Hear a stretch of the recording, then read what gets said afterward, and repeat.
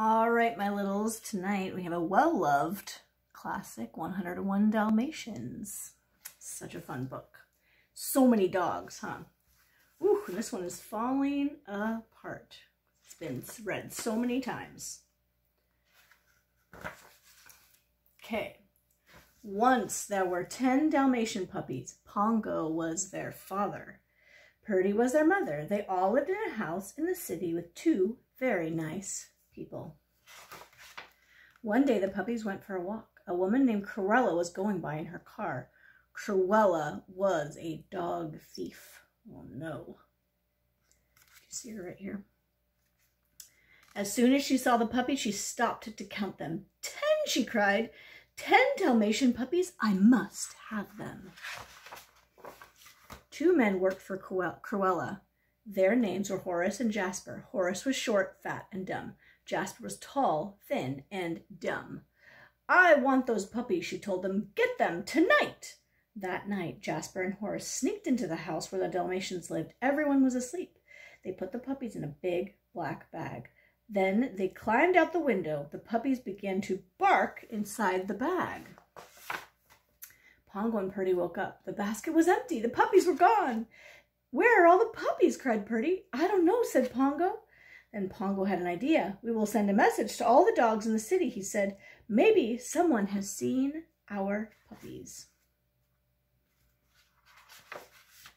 So Pongo sent a message. The message went from dog to dog. A howl, a growl, a yip, a yelp. The Dalmatian puppies need your help.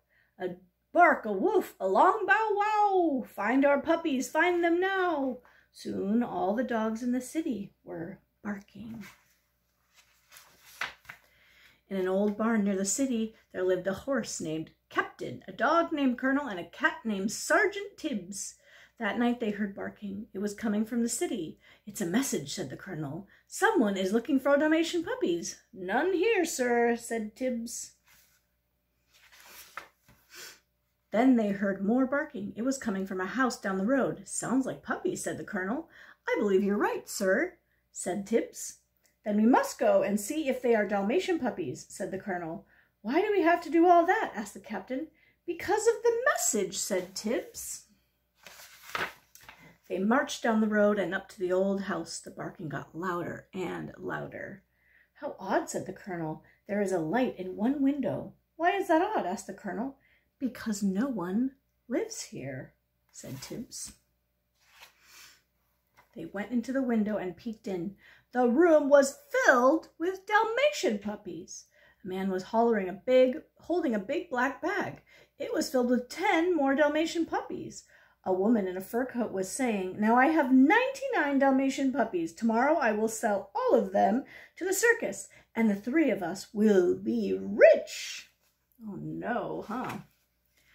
Then the 3 animals raced back to the barn. Then the Colonel sent a message. Calling all dogs, every mutt and hound, the Dalmatian puppies have been found. A yip, a yelp, a short bow wow. Come and save them. Come right now. Soon the city dogs were barking again. Hope they're going to save the day. At last the message came to Pongo and Purdy. The puppies have been found, cried Pongo. We must go and save them. And they jumped out the window. Pongo and Purdy ran through the city. The dogs met them along the way. They told Pongo and Purdy how to get to the old barn. When the Colonel saw them coming, he called, Are you looking for the Dalmatian puppies? Yes, they called back. Then follow us, said the Colonel. They are in an old house down the road. So Pongo and Purdy followed the Colonel, the Captain, and Sergeant Tibbs.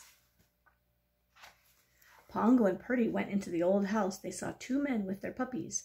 The 2 men saw them. Well, look who's here, said Jasper. 2 big ones. We'll take care of them, won't we? Pongo growled and leaped at Jasper. He bit into Jasper's jacket and pulled it over Jasper's head. Jasper could not see where he was going. Next, Tibbs leaped up into the air. Meow! Screeched Tibbs. He landed on Horace's head. Horace was too scared to do anything. Then Purdy pulled the rug right out from under the 2 men. Jasper and Horace crashed to the floor. They were too surprised to move. That takes care of them, said Purdy. Now where are our puppies? Oh, look at all those puppies. Here we are, called one puppy. All 99 of us. 99 puppies, cried Pongo. But there was no time to ask questions. Pongo and Purdy led all 99 puppies out of the house. They began to walk back to the city. Suddenly they saw a woman in a car. It was Cruella. Somebody stop those dogs, she cried. I have to sell them to the circus. You see them all walking right there? All the puppies. When Pongo and Purdy heard this, they hid the puppies in a shed. Cruella looked all around. Now where did those little spotted creeps go, she said. Pongo and Purdy were scared. How could they get out? Look, Mom, said one of the puppies. She was rolling in a pile of soot. This is no time to play, said Purdy. We have to think of a way to get out. Then Purdy thought of a way to get out. She told all the puppies to roll in the soot. Soon they were all covered with soot. Pongo and Purdy led the puppies outside. They went right past Cruella. Cruella paid no attention to them. She was looking for white puppies with black spots, not gray puppies. They got into a truck that was parked outside. Just as the last puppy was getting in, Cruella cried, "Eek!" Half of the puppy was gray, but half of the puppy was white with black spots. Just then the truck drove away. "Stop, stop," shouted Cruella. "Come back with my puppies." But the truck driver did not hear her. He was on his way to the city. And that is how the Dalmatians got home. Look at that. The two nice people who lived in the house were happy to see them. They were also a bit surprised. Their family had grown. Now there were Pongo and Purdy and 99 puppies, 101 Dalmatians in all. It was a good thing. They were two very nice people. And that's the end of our story.